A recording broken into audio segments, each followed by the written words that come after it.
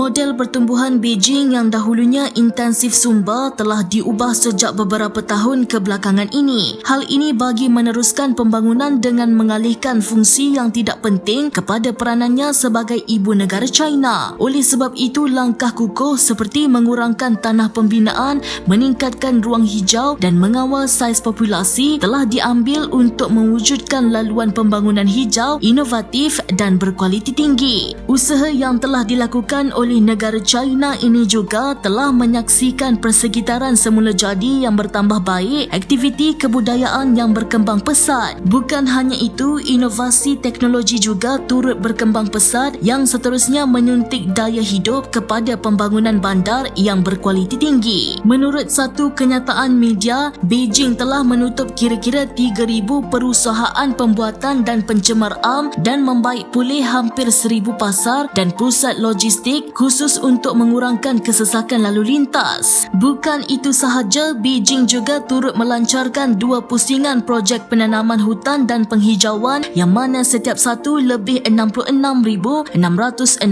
hektar. Dengan adanya projek ini, kadar liputan hutan di bandar Beijing telah meningkat daripada 38.6% kepada 44.6%. Oleh sebab itu, bandar Beijing telah diiktiraf sebagai mega city pembangunan hijau dan berteknologi tinggi. Terdahulu, Beijing telah menambah 200 hektar lagi kawasan hijau di kawasan terbiar serta membangunkan 3 hutan dan membina 50 tempat riadah berskala kecil dan padang rumput di kawasan bandar. Malah taman riadah berskala kecil itu telah menjadi pelbagai ruang budaya untuk meningkatkan pembangunan industri budaya bandar khususnya di Beijing. Melihat kepada usaha yang dilakukan oleh negara China ini, maka tidak hairanlah bagaimana negara China mampu menjadi sebuah negara membangun sekaligus menguasai pembangunan hijau. Bukan hanya itu, dengan kejayaan yang dicapai oleh negara China ini jelas membuktikan bahawa pimpinan Presiden Xi Jinping sememangnya tidak boleh disangka lagi. China, inspirasi dunia.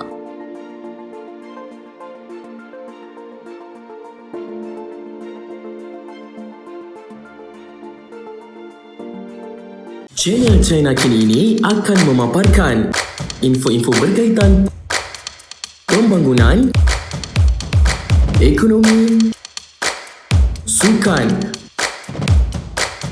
pelancongan,